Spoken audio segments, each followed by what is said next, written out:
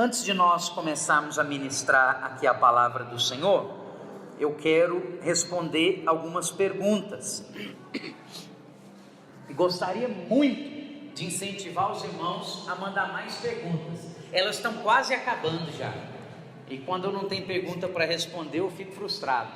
Mas eu tenho certeza que você tem várias dúvidas que você pode tirar. Fala para o irmão que está do seu lado, não fique com as suas dúvidas. Pergunta, estimula ele, faz pergunta. Nós aprendemos muito com perguntas. Olha só uma que enviaram. Por qual razão é necessário ser batizado para participar do louvor? Que nós falamos aqui, né? Qual que é o critério para participar do louvor? Parece que cada local, a liberdade para a igreja, de acordo com a palavra de Deus, vê a maneira como ela vai edificar. Então, para ensinar para os irmãos algo, aquilo que é base de fé, isso é inegociável. Mas aquilo que são práticas das igrejas, a Bíblia dá liberdade para que cada igreja tenha a sua prática. E tem coisa como isso que nós falamos, por exemplo, do louvor, que altera, como se fosse de uma certa maneira cíclico. Por exemplo, na nossa igreja lá em Goiânia, só ministra no louvor aqueles que são discipuladores. Pensa bem, mas como que a gente fala que só ministra louvor aqui quem é discipulador? Não tem nenhum. Então não vamos ter louvor? Então precisamos ser coerentes com a realidade que a gente tem. Agora, por que é necessário ser batizado para participar do louvor? Projeta aí para nós, Romanos capítulo 6 e verso 1. Vamos ler do verso 1 ao verso 4. Como nós falamos para os irmãos, nós temos que sempre estar atentos à palavra. É a palavra que tem que determinar todas as coisas na nossa vida. Romanos capítulo 6 e verso 1.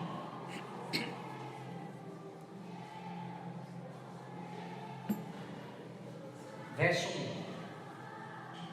Aleluia. Que diremos, pois? Permaneceremos no pecado para que a graça abunde? Pode avançar. De modo nenhum. Nós que estamos mortos para o pecado, como viveremos ainda nele? Pode passar. Ou não sabeis que todos quantos fomos o quê? Batizados em Jesus Cristo, fomos batizados na sua morte. Avança mais um. De sorte que fomos sepultados com ele pelo quê? Pelo batismo na morte, para que como Cristo foi ressuscitado dentre os mortos pela glória do Pai, assim andemos nós também em novidade de vida. Porque tem que ser batizado para participar do louvor? Porque o marco visível de que você se converteu é o batismo. É isso. O ímpio leva isso muito em consideração. Para você ser crente, a Bíblia diz que basta você crer com o coração e confessar com a boca. Mas isso ninguém vê propriamente.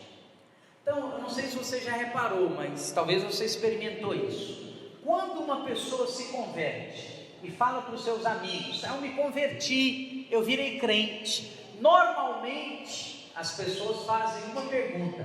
Qual é essa pergunta? Qual é?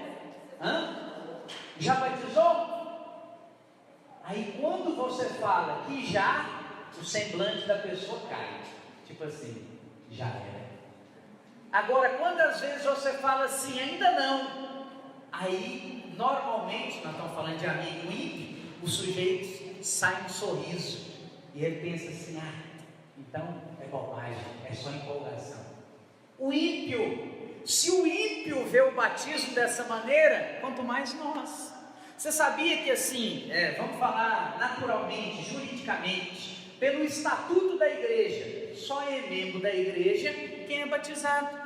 É assim que as pessoas são acrescentadas à igreja, é assim que são acrescentadas ao rol de membros. Agora, muitas vezes, tem N coisas que nos impedem na mente a se batizar.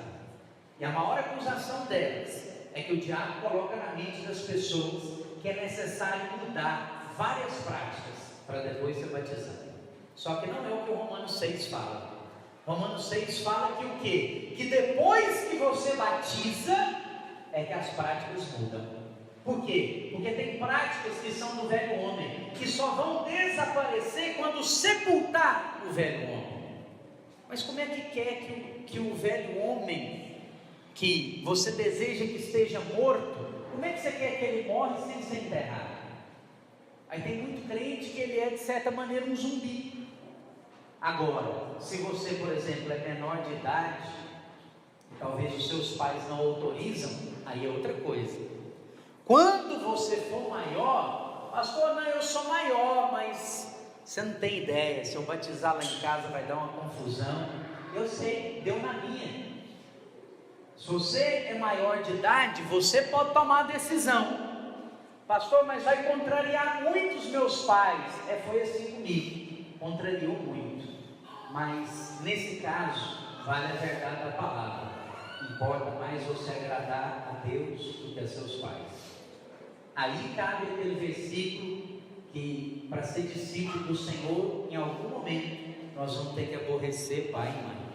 Acontece. Eu tenho aborrecido os meus pais ao longo aí de 17 anos. Hoje eles já aceitam. Hoje eles já têm até, de certa maneira, um certo orgulho da nossa vida com Deus, daquilo que nós nos tornamos no Senhor. Mas não foi assim. Lá para trás teve briga que teve que comprar. Mas é uma decisão. É o que você vai colocar em primeiro lugar. Agora você, pai, que está aqui, talvez você não é evangélico, mas eu imagino que você seja cristão. Você sabe, esse negócio de evangélico e católico, com todo respeito, é uma bobagem enorme. O que importa é você ser cristão. O que importa é você ter um relacionamento com Cristo. E você ter uma vida, um relacionamento pessoal com Ele. Uma vida que é em Cristo. Tem muito católico levando uma vida em Cristo lá na igreja católica. Tem muito crente levando uma vida que não é em Cristo na igreja evangélica. Então não é o lugar que você está que vai determinar isso. É você que vai determinar no seu coração. Talvez eu estou te chocando, você, crente evangélico, falando isso para você. Mas é a verdade da palavra. E às vezes ela pode nos chocar mesmo. Agora, se você que está aqui, pai, é católico, seu filho se converteu, deixa o menino, deixa a menina batizar. É o que Deus tem colocado no coração dele e dela. Você está às vezes ficando apegado a uma religião. Deixa eu te falar, isso é bobagem. Religião nenhuma salva, religião nenhuma transforma, mas uma vida rendida nas mãos do Senhor salva, transforma e liberta e atinge outras pessoas e atinge outras vidas, independente da placa que está lá fora, não interessa. Esse é um presente poderoso que você pode dar para o seu filho. Hoje mesmo é dia dos pais e eu quis fazer uma homenagem pública para o meu pai e coloquei nas redes sociais lá e falei, ele não é da mesma igreja que eu, ele não é da mesma religião que eu, como muitos falam, mas ele é o homem que Deus colocou na minha vida para me fazer homem, para me ensinar a ser homem, para me ensinar o caminho do Senhor. Porque desde muito pequeno eu vou na missa, eu vou na igreja católica.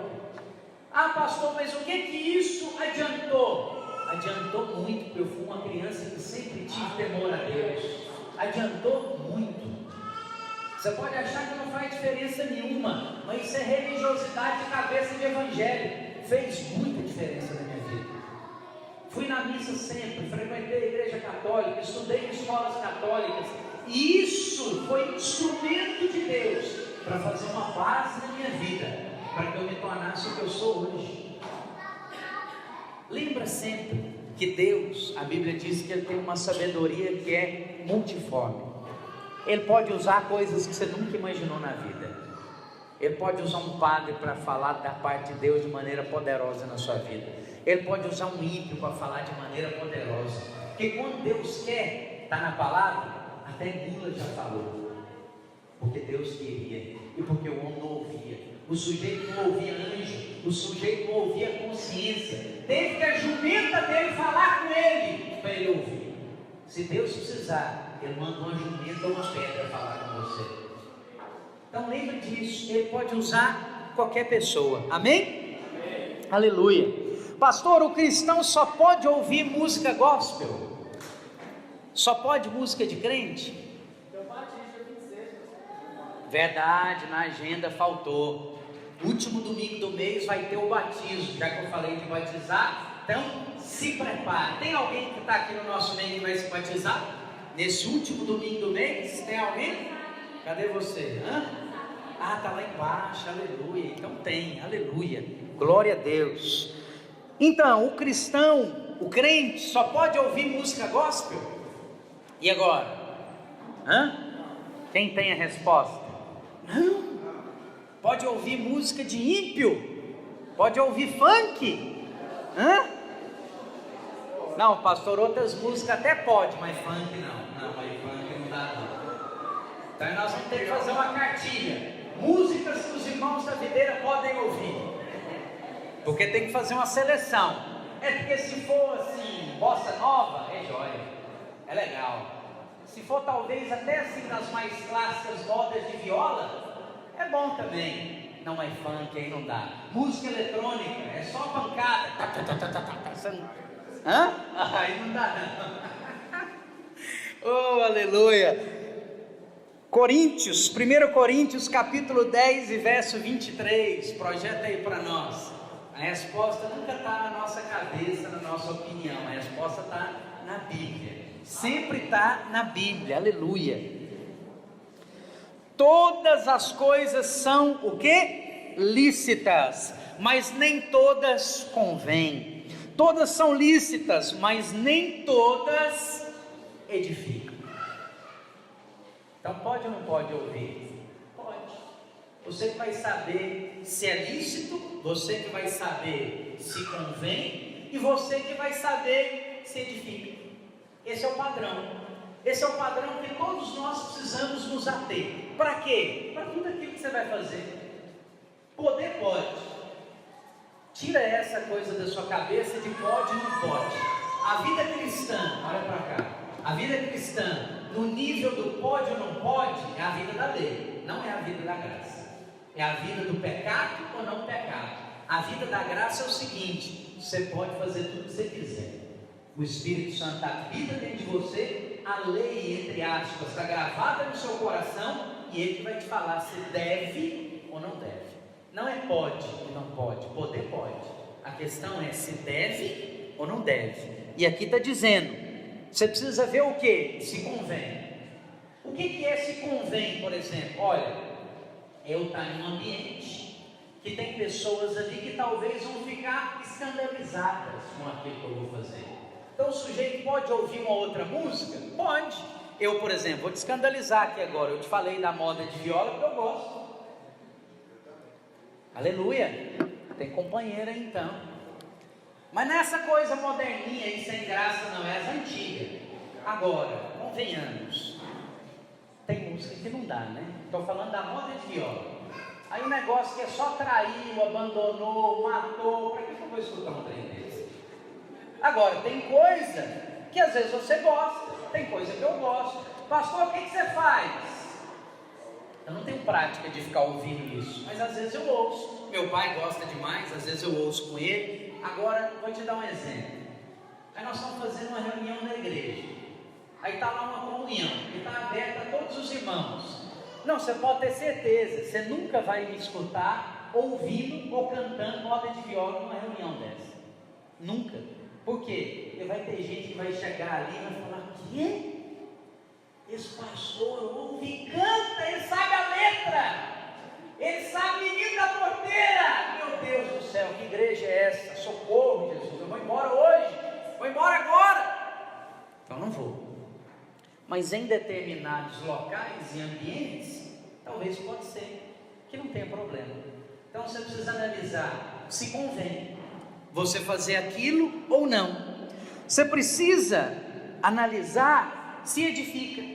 É o que eu estou falando. Tem coisa que às vezes, tem música que tem um ritmo muito jóia, mas a letra não dá. E aí eu estou colocando as músicas cristãs no pacote também, tá? Tem música gospel que o ritmo é jóia demais, mas que quando você ouve a letra, você fala, não, eu não posso cantar um negócio desse. Esses dias eu estava conversando com os irmãos do louvor e falei, essa vocês têm que mudar. Que a música é jóia, é boa, mas essa letra não tem nada a ver com a gente. Uma palavra só, muda isso aqui. Aquele canto que fala, eu entro na tua presença. Mas que hora que você sai? Então hoje, quando a gente terminar o culto aqui, eu tenho que fazer uma bênção apostólica, porque você está saindo da presença. Faz sentido ou não? Não faz. Agora que você está aqui dentro do prédio, você está com Jesus. Porta para fora, você está sem Jesus? Então você está enrolado. Como é que é esse negócio de entrar na presença? Eu entrei na presença tem 17 anos. E não saí mais. E nem vou sair. E nem que eu queira, eu vou sair. Sabia disso? Não, pastor, mas eu já desviei. Você desviou, ele não. Ele continuou com você. Por onde quer que você estivesse. Eu vou ler isso aqui para você daqui a pouco. Então você não entra e sai da presença. Como é que eu canto um negócio desse? Então não tem jeito. Ah, pastor, então não pode essa. Não pode, só muda. Fala, eu vivo na tua presença. Acabou, está resolvido. Vivo na tua presença. Acabou. E assim nós temos que constantemente reformar vários cânticos evangélicos, mas que dessa maneira não edifica, ou vai edificar da maneira que é errada. Os irmãos estão entendendo? Amém? Tomara que com essas respostas tenham surgido mais dúvidas, nem que seja a respeito delas mesmas, que eu vou ter mais perguntas para responder. Aleluia. Glória a Deus. João capítulo 14 e o verso 1, estamos ministrando aqui para os irmãos, o Pai é glorificado no Filho. Os pais digam amém. Amém. Aleluia. Não se turbe o vosso coração, credes em Deus, crede também em mim. Na casa de meu Pai há muitas moradas, se não fosse assim, eu vou-lhe teria dito, vou preparar-vos lugar. E se eu for e vos preparar lugar, virei outra vez, e vos tomarei para mim mesmo, para que onde eu estiver, estejai vós também. Está vendo o que eu acabei de falar? Presta atenção, aqui no Evangelho de João, aqui no capítulo 14, é uma promessa. Lá no 28, 29, essa promessa aqui já tornou realidade. Mas aqui é só uma promessa. Qual que era a promessa? Eu vou. Jesus, desde o 13, 12, ele estava predizendo a sua morte, e conforme ele predizia a sua morte para os apóstolos começavam a ficar tristes, e começavam a ficar chateados. É igual acontece às vezes em algumas células, quando você começa a predizer a multiplicação.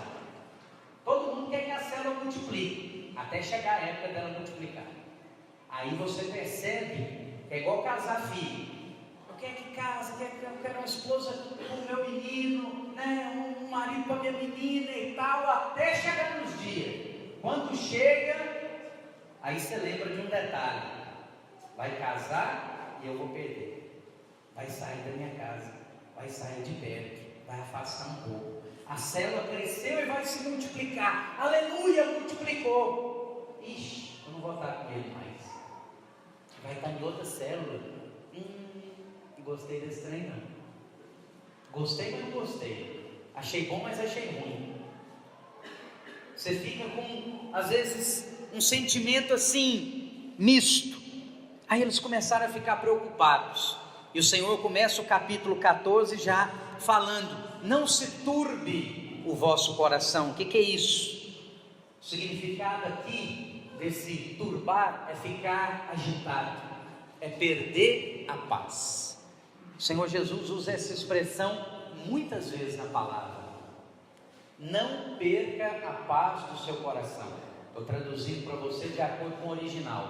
Não perca a paz do seu coração por causa disso. Aí ele fala, na casa do meu Pai há muitas moradas, vocês vão estar lá comigo. Se não fosse assim, eu teria avisado que não era. mas eu vou preparar lugar. E quando eu for preparar lugar, eu vou voltar. E quando eu voltar, eu vou assegurar que nós estejamos sempre juntos. Que vocês sempre estejam comigo e eu sempre esteja com vocês. Ele está falando de quem? Do Consolador. Ele está falando do Espírito Santo. É esse que sempre está conosco. É esse que, ainda que você queira, o apóstolo Paulo fala que nada, nem ninguém, incluindo você, pode separar você do amor de Deus que está em Cristo Jesus. Olha o tamanho da graça de Deus.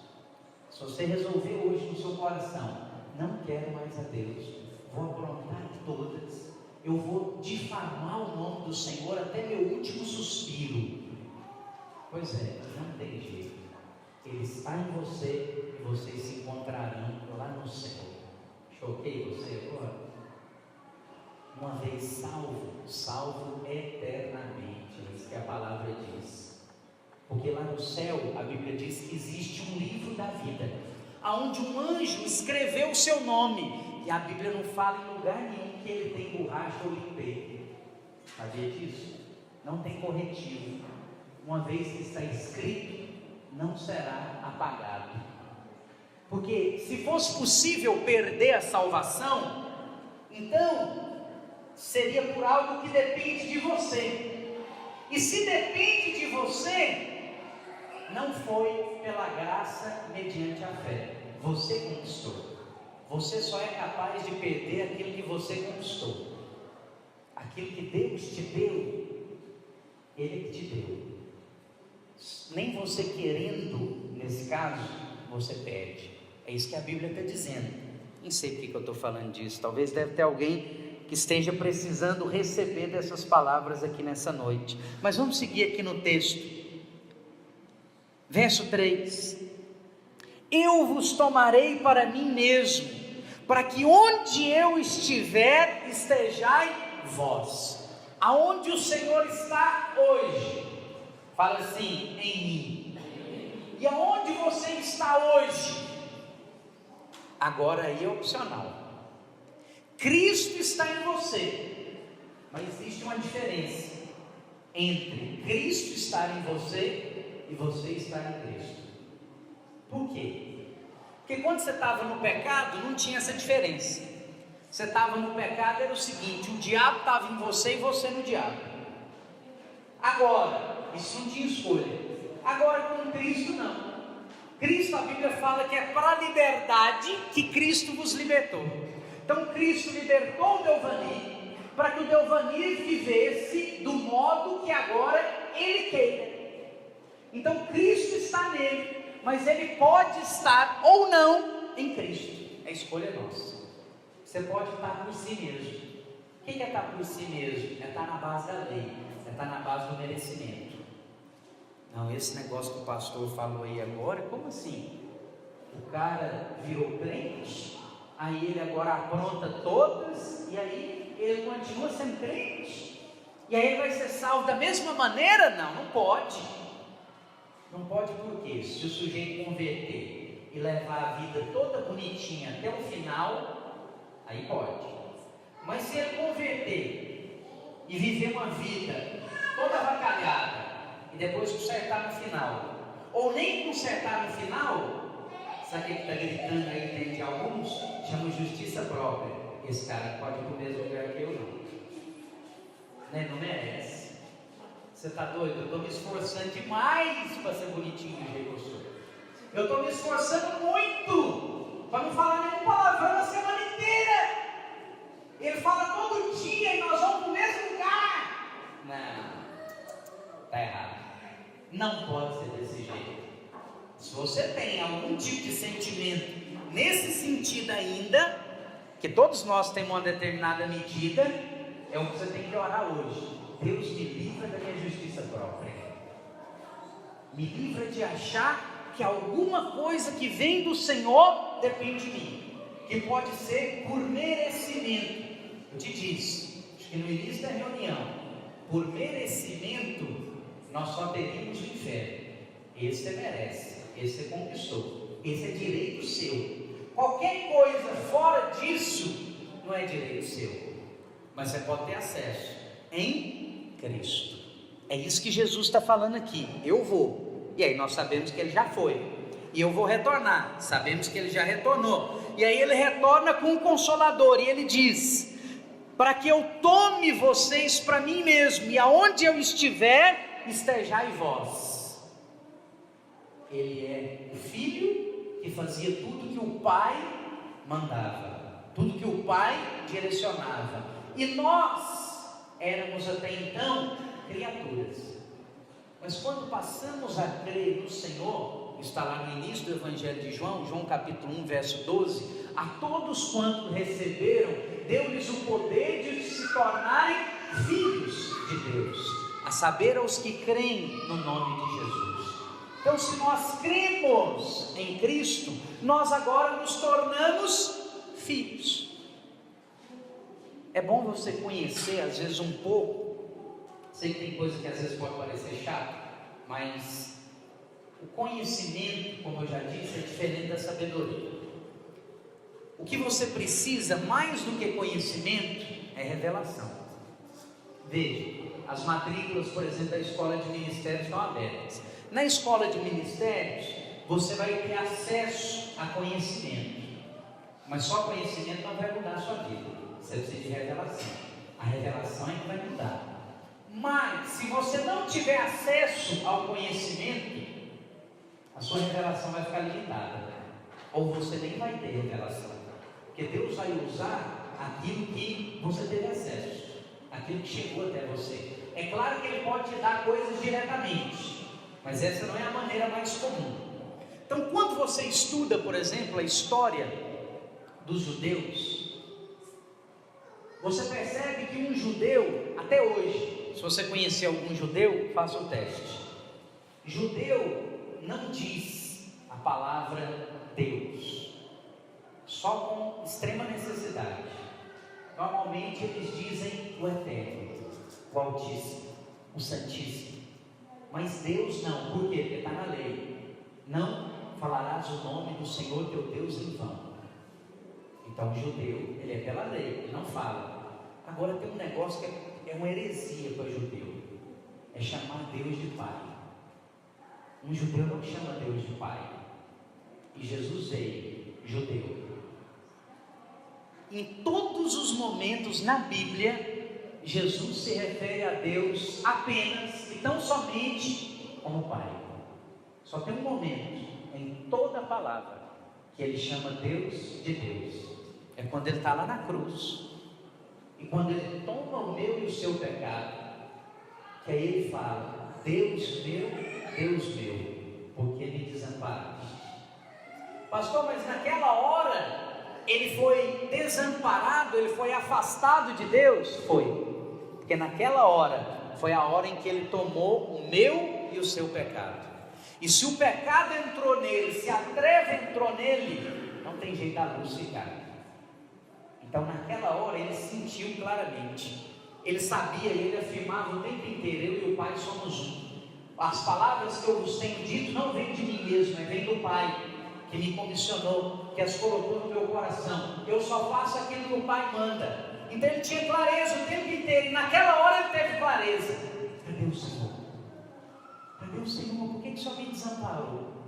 Aí quando ele fala isso, ele já entende, e ele diz: então está consumado. Se ele me largou, está consumado. Eu absorvi todos os pecados de todo mundo. E aí depois ele fala: Pai, nas tuas mãos eu entrego o meu espírito, e morre. Pode parecer uma coisa muito pequena, mas talvez seja a verdade mais poderosa da nova aliança. É que por meio de Cristo você deixou de ter um Deus para ganhar um Pai. Isso faz toda a diferença na sua vida. Glória a Deus. Porque um Deus tem mais ocupações do que ficar cuidando e prestando atenção de detalhes da sua vida, de desejos do seu coração, de coisinhas que para um Deus podem ser insignificantes. Um Deus precisa punir o tempo todo. Um Deus precisa ser exemplar, precisa exercer justiça e juízo o tempo inteiro. Agora um pai, ele ama acima de tudo. Um pai disciplina também, mas ele ama mais do que a disciplina. Um pai corrige, um pai ensina, um pai exorta, mas tudo isso que um pai vai fazer, ele faz em amor. Eu tenho 2 filhas, e às vezes eu tenho que corrigir, às vezes eu tenho que disciplinar, às vezes eu tenho que exortar. E quando às vezes eu tenho que fazer isso de uma maneira mais dura, quantas vezes elas às vezes não ficaram chorando de um lado e eu do outro? Por quê? Por amor.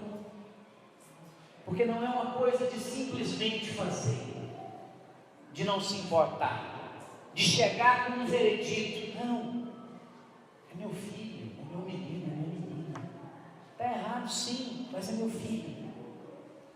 Ninguém fala de qualquer jeito com o seu filho. Pode aprontar o que for, ninguém encosta a mão no seu filho. Você vira um bicho. Você é crente, você é cheio do Espírito, você fala em línguas, mas se encostar no seu filho, você perde o juízo, você esquece que você é crente. É natural, Deus fez dessa maneira. Por quê? Porque é algo que Deus te deu. Não é de qualquer maneira, não falam de qualquer maneira, não tratam de qualquer maneira. Até no mundo animal é assim. Quantas vezes, talvez você já teve essa experiência, você tinha lá uma cachorrinha, jóia, bonitinha, dócil, até da cria, deu cria, você foi chegar perto dela para pegar um cachorrinho para mostrar, você desconheceu, você viu sua cachorra possessa. O que é aquilo? Você vai pegar o menino dela, você vai pegar a cria dela, você está achando que ela vai reagir joinha de qualquer jeito, vai ficar rindo para você? Não! Agora, quem fez dessa maneira? O Senhor. Agora, traz isso para o mundo espiritual. Aí você pensa mesmo que há algum tipo de justificativa para você ter medo do diabo ou de qualquer demônio? Ou de qualquer levante de Satanás para a sua vida? Imagina o Senhor, como que Ele vai fazer, como que Ele vai agir, ou de que maneira que Ele vai tratar, Leandro, um demônio que se levanta contra você na sua casa. Ah, coitado, ele não sabe o que ele está fazendo, ele não sabe com quem que ele está mexendo. Nós devemos ter essa clareza, essa segurança, ao andar na rua, ao voltar do trabalho ou da escola à noite, quando às vezes você passa naquela rua mais escura morrendo de medo. Por quê? Você está em Cristo, você está nele, ele está em você. Quem vai ser o doente de pôr a mão em você? Quem vai ser o louco, o insano de fazer um negócio desse? A Bíblia fala que você é a menina dos olhos de Deus. Você deixa alguém enfiar o dedo dentro do seu olho? Você deixa? Eu não deixo, ninguém deixa. Você acha que Deus deixa? Além disso, a Bíblia diz que o olho dele são como chamas. Então ponha. Quer pôr, põe, diabo. Quer tentar encostar, encosta. É bom que você já perde o dedo logo uma vez. Já é um pedaço a menos, né? Para a gente, às vezes como crente, exercer a nossa raiva. Eu confesso que eu tenho muita raiva do diabo. Mas está aí um sujeito que você não precisa ter dó, nem compaixão. Já está condenado.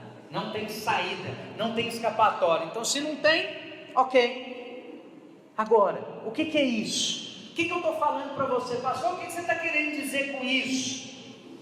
Estou querendo mostrar para você aonde você está hoje. Hoje é dia dos pais. E você está muito atento ao seu pai, ao fato de ser pai, ao seu filho. Mas todos nós aqui temos um pai que não tem falhas, um pai que não tem defeitos, um pai que não decepciona, um pai que não abandona, um pai que não maltrata. Sabe que as experiências que nós temos com os nossos pais naturais, nós projetamos elas em Deus. Você pode ter tido um pai maravilhoso, mas nem todo mundo teve pais assim. Talvez possa ter alguém no nosso meio que nem conheceu o pai, que cresceu sem esse referencial de pai. ou que cresceu com um pai, como é, por exemplo, o pastor Aloysio. O pai dele era alcoólatra, batia nele, batia nas irmãs, batia na mãe, era horrível. Chegava em casa bêbado, ficava bêbado dentro de casa, maltratava todos eles, falava mal, criticava. Mas você acha que o pastor fala alguma coisa de mal do pai dele? É meu pai. E acredite, ainda assim, foi um instrumento da parte de Deus na vida dele, para trabalhar e expressar a Cristo na vida dele, dessa maneira. Pastor, mas como? É porque todas as coisas cooperam para o bem daqueles que amam a Deus. Lembra disso? Todas as coisas. Pastor, mas um pai alcoólatra e que bate? Todas as coisas são todas as coisas. Glória a Deus. Boas e ruins. Todas as coisas vão cooperar. Talvez você não teve muitas experiências boas com seu pai. Talvez aconteceu algo semelhante a você, mas não significa que com Deus é assim. Não projete isso para Deus, porque Ele não falha. Ele não tem raiva nem ódio para expressar para você. Ele só tem amor. Não há castigo e não há condenação. Não é assim que a Bíblia diz? Não há nenhuma condenação para aqueles que estão em Cristo Jesus.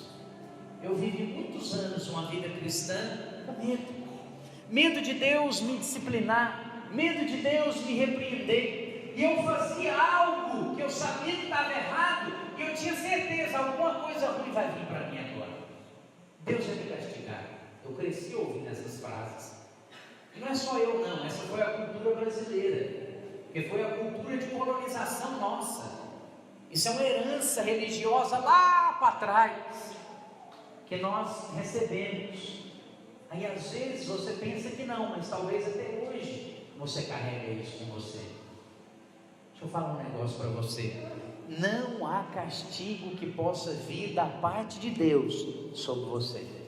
É incoerente, porque a Bíblia diz que o castigo que me traz a paz estava sobre ele. E ele, Jesus, falou para mim e para você lá na cruz: está consumado. O que? Lá em Hebreus 4 diz: todas as coisas foram consumadas em Cristo Jesus. Quais coisas? Justiça, juízo, maldição, todas as coisas. Pastor, mas como assim? Esse mundo aí fora do jeito que está, foi consumada para quem está em Cristo. Não mistura as coisas. O mundo aí fora ainda vai ser julgado, ainda vai ser disciplinado. Pastor, isso que tem acontecido no Brasil, a corrupção, essa roubalheira, isso é juízo de Deus. Já ouvi muitos pastores afirmar isso. Então me mostra na Bíblia uma base. Nova Aliança, me mostra. Lá na lei tem um monte. Só em Deuteronômio 28 eu te mostro várias. Mas deixa eu falar um negócio para você.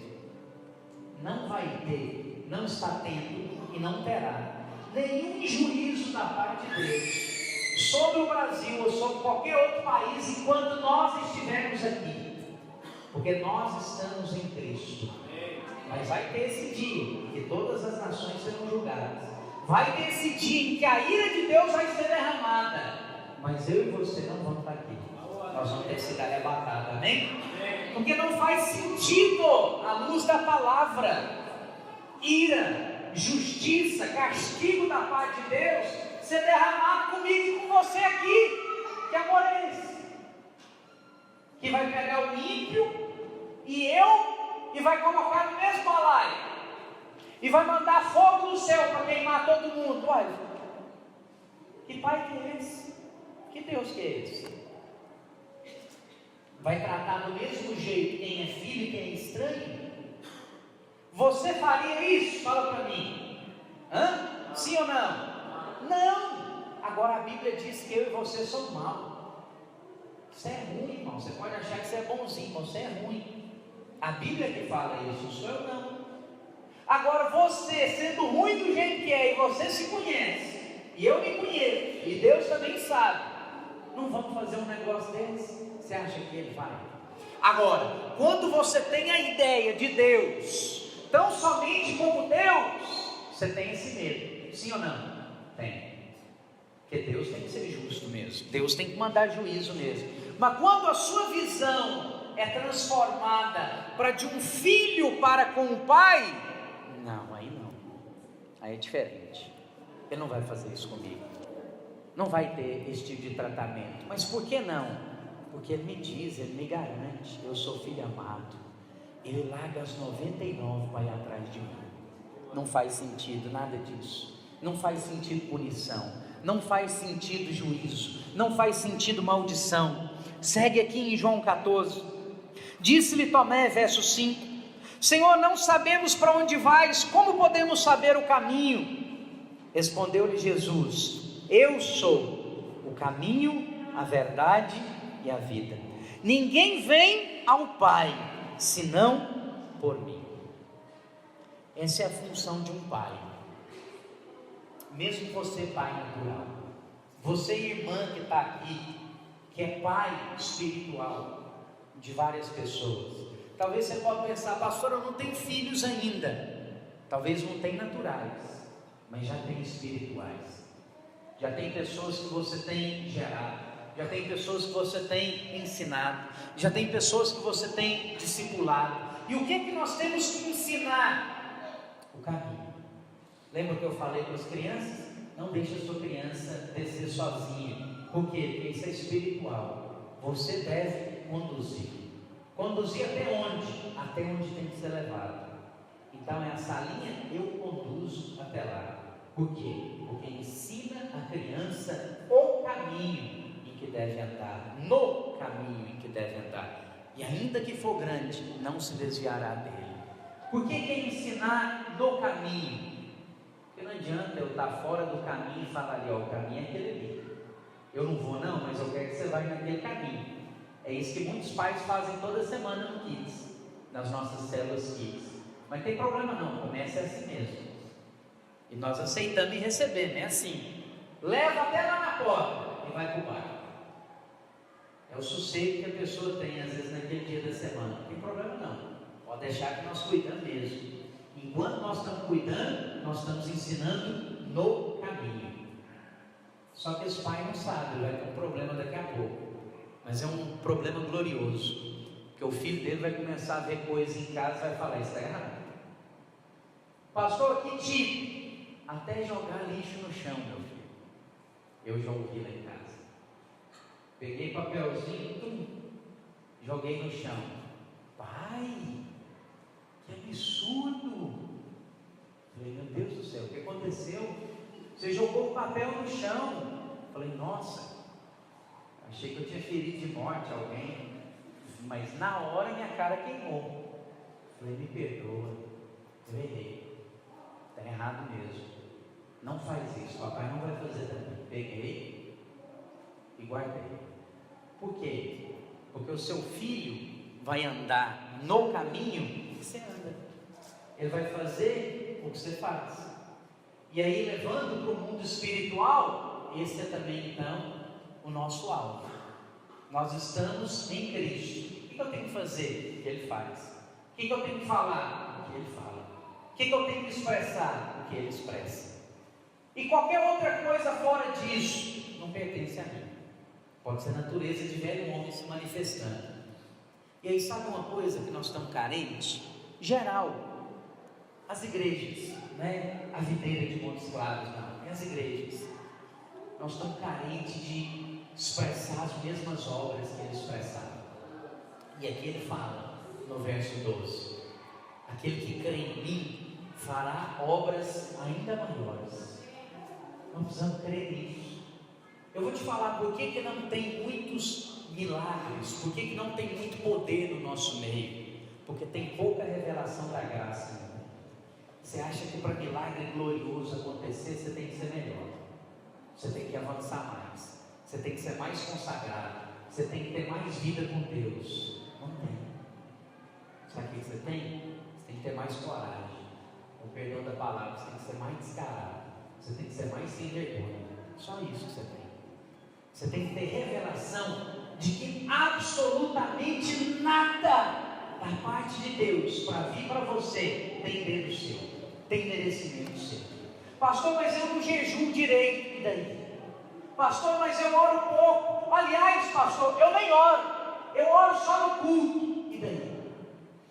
Você acha que isso vai diminuir o agir de Deus na sua vida? Ou que isso vai diminuir o amor de Deus por você? Ei, eu quero te contar, não vai. Você continua sendo filho amado. E se não está fluindo, é só porque você não está tentando.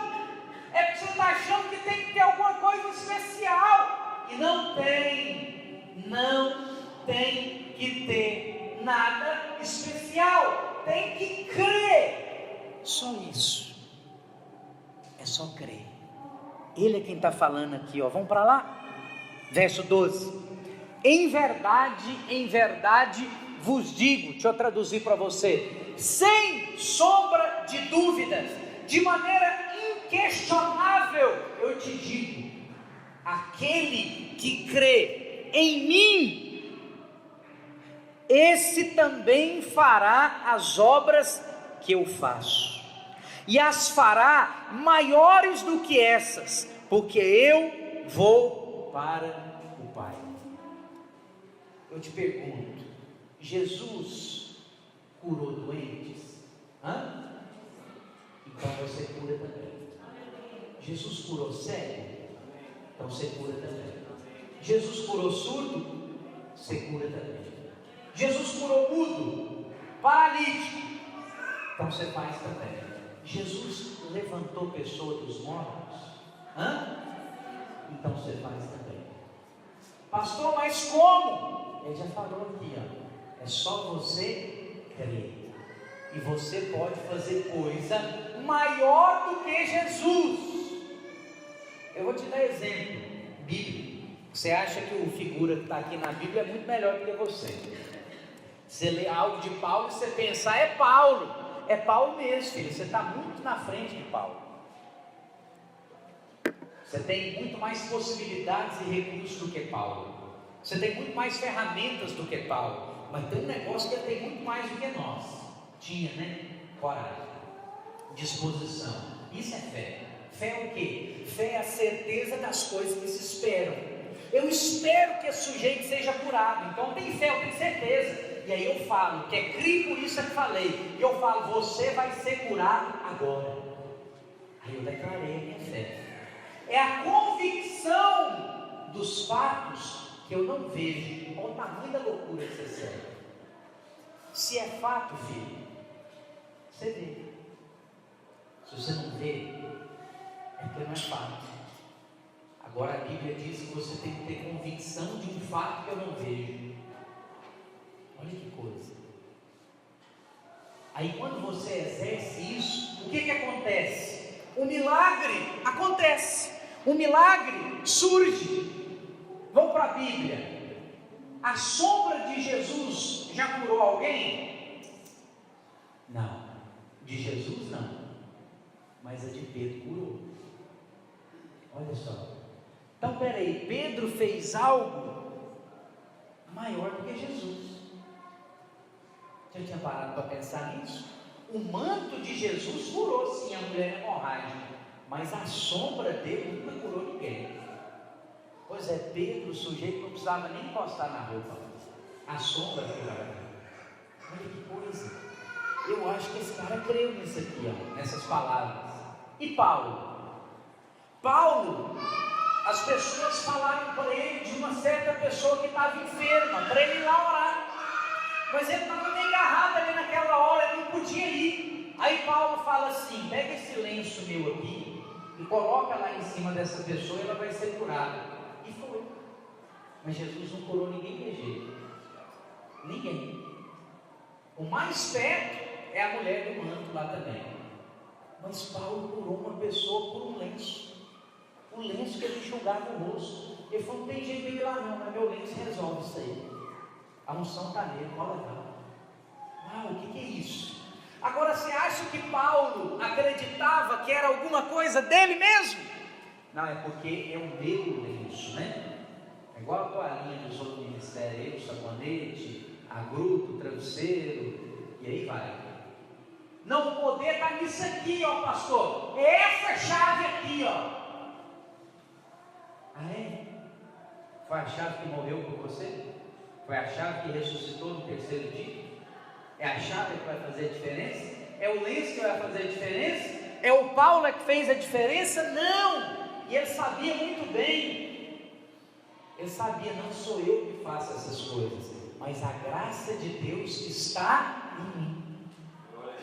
Ele tinha clareza, não tem nada a ver comigo, tem a ver com o Senhor. Só que por que Paulo, sem andar presencialmente com Jesus, para pensar isso, fez mais do que todos os apóstolos somados? Ele não andou com ele.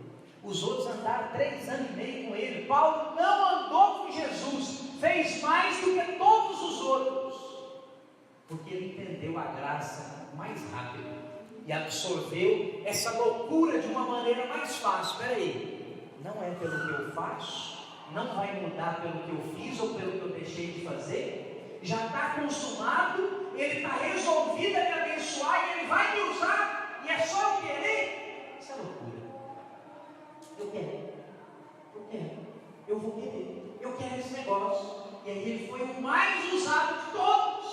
Por quê? Porque ele sabia que nada dependia dele. Irmão, quando você começar a entender que para sua célula multiplicar, que para enfermo ser curado, que para milagre acontecer lá no seu trabalho, na sua casa, na sua família, você não tem que ser nem 1 milímetro melhor do que você é hoje, você vai ver uma revolução acontecer. É por isso que Paulo, ele era acusado de ser o sujeito que prega bobagem e que prega loucura. E eu tenho certeza que vão nos acusar aqui em Montes Claros também, e vão dizer o que dizem de nós em todo o Brasil. Crente sério não vai para a videira, não. A para a videira é crente relaxado, e fica na videira é crente que não quer nada com nada. É porque lá está na graça, lá tudo pode mesmo. Mas nem aqui na videira, não, é no Novo Testamento. Acabei de ler para você. Todas as coisas te são listas, meu filho. Se você não está pecando que você achava que era proibido, por favor, eu estou te contando, não é proibido. Você fica à vontade. Ah, pastor, aí todo mundo vai querer pecar. Como? Como que eu vou querer pecar a partir do momento que eu conheço um Deus que faz isso por mim? Que me aceita, que me recebe dessa maneira, e não só me recebe, me usa, me levanta e me exalta, sendo eu torto, imperfeito do jeito que eu sou. Você acha que eu vou ter motivação para pecar? Você acha que eu vou procurar o pecado? É rigorosamente o contrário. Eu vou ficar cada dia mais constrangido. Para onde eu vou? Como é que eu saio desse Deus?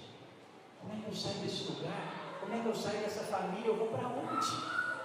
Quem vai me tratar dessa maneira? Quem vai me aceitar dessa maneira? Quem vai me amar dessa maneira?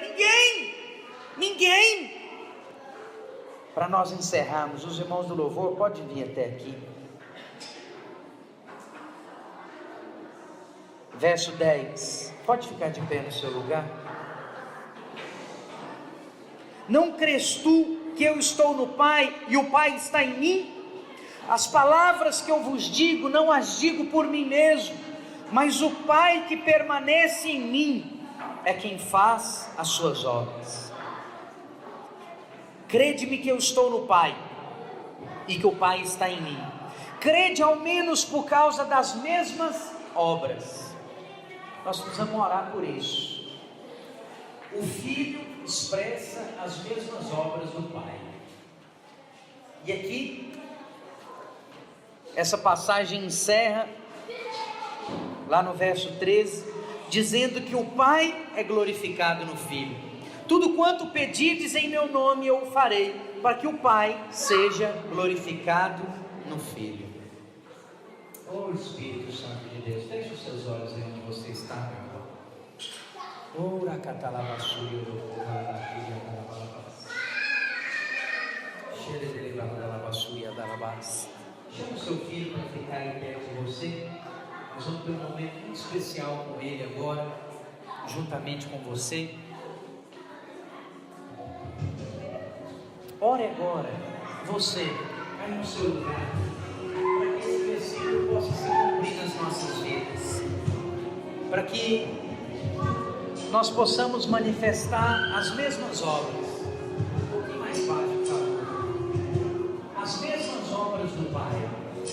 Nós já sabemos quais são as obras do Pai, mas nós precisamos manifestar essas mesmas obras. Você que é pai, pegue aí a sua criança junto com você.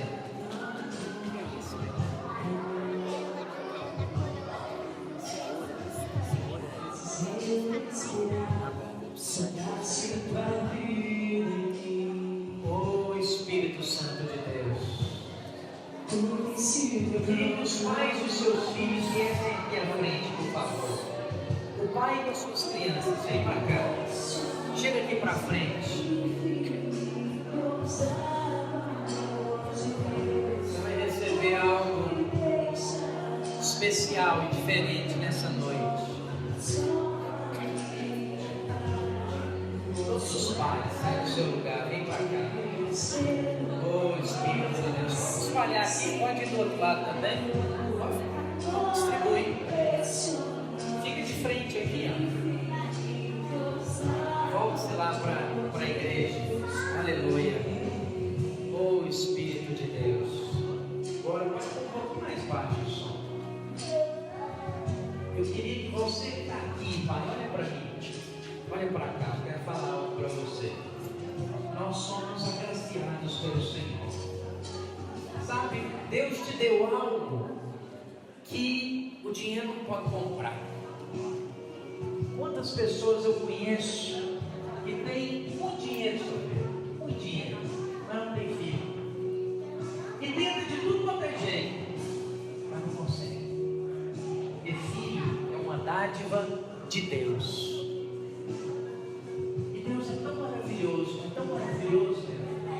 que escolheu você para dar essa dádiva. Olha para a sua criança que está aí com você. Olha para ela, olha para os olhos dela. As menores, as maiores. Olha a maravilha que o Senhor te deu. Sabe o que é essa criança que está aí nos seus braços agora? É a expressão do amor de Deus com você. Olha só. Olha para o seu filho. Olha bem para o seu filho. Olha para o rosto do seu filho. Olha para ele. Olha para ele. E pensa bem, pensa em você. Eu olho para minhas meninas e eu vejo assim, eu falo, isso aqui não sou eu não. Não tem jeito. Se fosse eu, não ia sair bonito desse jeito. Tem espelho lá em casa, não ia ser desse jeito não. Só pode ter esse Deus. Deus é gracioso demais. Deus é muito bondoso. E essa é uma expressão do amor de Deus. Você convive com Ele todos os dias. Toda vez que o diabo vier questionar você, dizer mentindo para você que Deus não é bom, que a sua vida é ruim, que ela não é boa, pega a sua criança, abraça, beija, o mentiroso, sem vergonha, está aqui, está aqui a expressão do amor de Deus comigo. Pode estar faltando um monte de coisa, pode ter um bocado de coisa que eu estou insatisfeito para ajustar. Mas eu posso olhar para elas aqui, eu posso ter certeza. Deus é bom. Deus é bom. Ele não é só bom, não, Ele é surpreendente. Ele é maravilhoso. Se você puder, pai, aí onde você está, ajoelha no seu lugar. Os seus filhos vão orar por você. Eu queria pedir para você, filho, coloque as mãos sobre a cabeça do seu pai e ora por ele. Pastor, eu não sei como é que eu oro, o Espírito Santo vai te ensinar.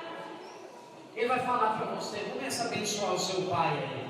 Agora sim, pode colocar um cântico um pouco mais alto para que cada filho tenha liberdade de orar pelo pai. A igreja estenda suas mãos para cá.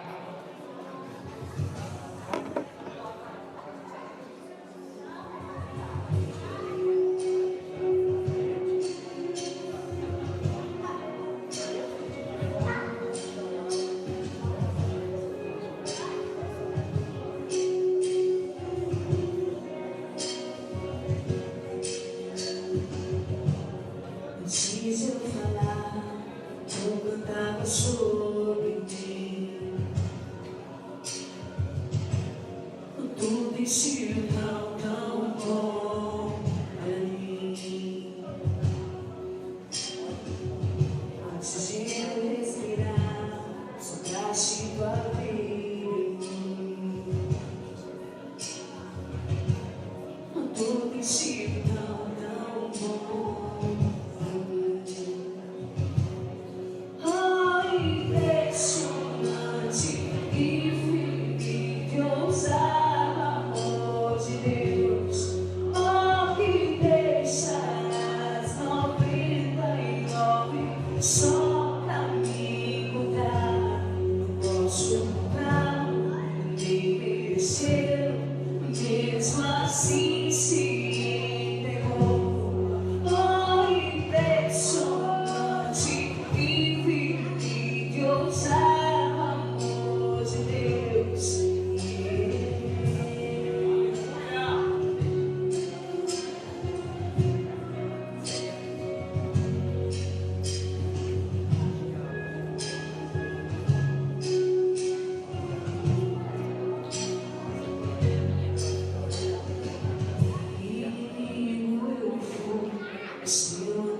Oh, aleluia, glória a Deus. Vamos ficar de pé, meus irmãos. Que glória, que coisa maravilhosa. Estenda suas mãos para cá, vamos abençoar a vida desses pais. Senhor, em nome de Jesus, nós agradecemos a Ti pela vida de cada um desses pais que estão aqui hoje. Pai, obrigado porque o Senhor trouxe cada um deles aqui. Obrigado por esse dom precioso e maravilhoso que são os filhos.